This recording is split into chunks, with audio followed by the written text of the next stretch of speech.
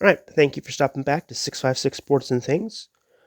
It happened today. It was rectified that the NBA is going to be starting on December 22nd. So here it's November the 6th as I'm recording this. We have a little bit over a month away to regular season basketball. Now, there are some pros and some cons to that. One of the big pros is the NBA gets to make that Christmas revenue. They want to be selling new jerseys this year, and for it to be selling, you want people on the court wearing your jersey so it would sell. You also get that Christmas revenue. Christmas is probably the biggest regular season game, or the biggest regular season day in the NBA. That's not hyperbole, that's just fact. I don't think that's fact as much, but what else is people doing Christmas? They spend time with their family, there's nothing else on. You get into a turkey coma and you just watch basketball. It happens. So there's that. Now, one of the cons of this is, what if you're a team like the Lakers or the Heat that were just in a finals, that just played a lot of basketball in the bubble really quickly? If you're LeBron James or Jimmy Butler or Anthony Davis or Goran Dragic or a lot of other players on those teams, do you really want to be going training camp on December 1st when you just played a lot of basketball in a very short amount of time and end up being injured? Or he's going to say, you know what, I really like the start of the season and all, but I'm going to sit a few games out. I need to rest. And if that happens, those players get penalized. You don't want LeBron James getting injured in the first month of the season and not being able to play until the end, essentially. That is a con. One of the pros of this, if you're a team that wasn't in the bubble. So let's just hypothetically say, I'm just going to throw out the Golden State Warriors. If you're the Golden State Warriors, if you're the Charlotte Hornets, Atlanta Hawks, teams like that, Detroit Pistons, who didn't even get invited into the bubble. You haven't played competitive basketball in a very long time. Having training camp early helps you because I'm sure there are some veterans on the Warriors that know what they're doing, have done it for so long that they know how to play basketball, etc. But you have to work people out. You have to see the lineup changes. You have to do that when you haven't played basketball in such a long time or in a competitive environment. Yes, you can do all the workout you want.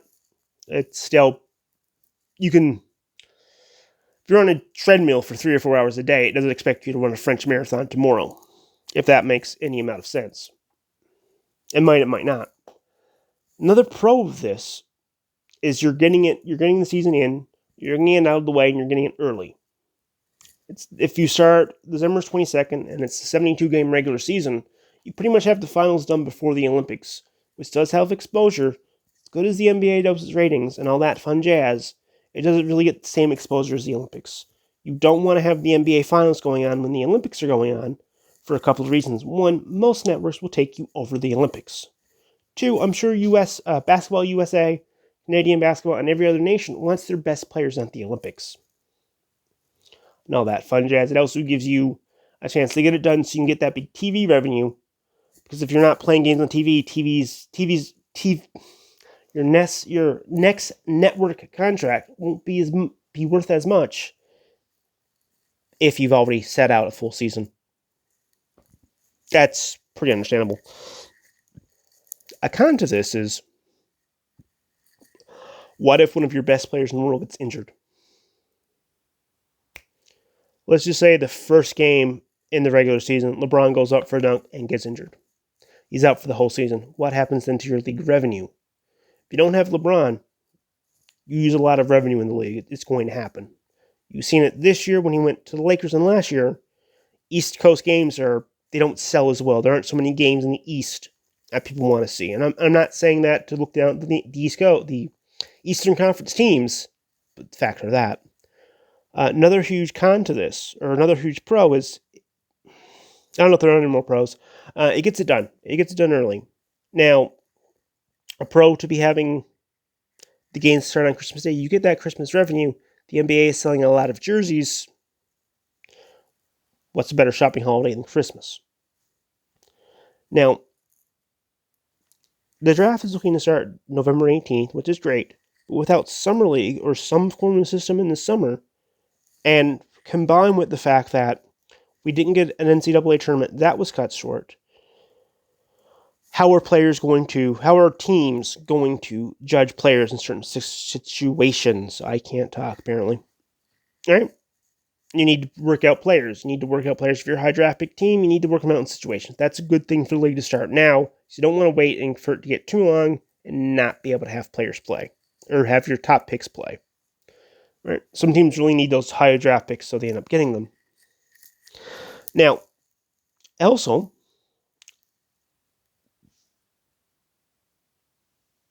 how is going to affect free agency? It came out today that the salary cap is going to be staying at 109. It was supposed to go up to 119, so that's a loss of $10 million. So only about 6 teams, I believe, have enough cap space to sign someone. So if you're a pending free agent, now this is a weaker class. What I mean by weaker is nothing against the players in the class of the 2020 free agency, but there's Anthony Davis, who might re-sign with the Los Angeles Lakers, who honestly probably should re-sign with the Los Angeles Lakers. He's your top free agent. Outside of that, you have DeMar DeRozan, you have Fred VanVleet, you have Gil Gallinari, and then it's kind of a crapshoot down underneath that. So if teams don't have that much money, or not, if they have $20 million in cap space, you probably want to make more than that, so kind of put the squeeze on you if you're going to sign with your old team, if you're going to sign with your new team. That's going to happen. And also, the NBA is coming out and saying there aren't going to be a lot of fans in attendance. They were looking at 25 to 50% of capacity at the start of the season, which takes a hit in revenue. Because next season, we have a really big free agent class coming up. Giannis is coming up. Paul George is coming up. Kawhi is coming up. There's a lot of players in that draft who are looking to get paid. But what's to say instead of it being 209 next year, it drops to 98 million? Where does the money go for those players? Obviously, teams are going to spend their money on those players instead of other players. So does that put people out of a job and make people have to go to the G League and all that fun jazz? Right? Obviously, a lot of league revenue comes from attendance. I believe somewhere between 50% of all league revenue comes from people attending games. So if you have a whole season without people attending games, that's going to affect the salary cap for next season. There's no way around it. If you make 50% of your revenue from attendance and people can't attend, you're going to lose 50% of your revenue. Now, the NBA is a big corporation. They can probably get that revenue in other streams, but it will affect the cap. This year, the cap was supposed to go up to 119. It's looking at staying at 109. We didn't have people in attendance for the playoffs. That happened. That's a big revenue generator. And also, there was an election and the current health situation. Those are my situations on it. Let me know what you think down below. Make sure to hit like and subscribe. The NBA season is coming back December 22nd. There's still a lot of questions to be answered, but this is some of the topics. Have a great day, and I'm sure I'll be talking to you guys again soon. Bye.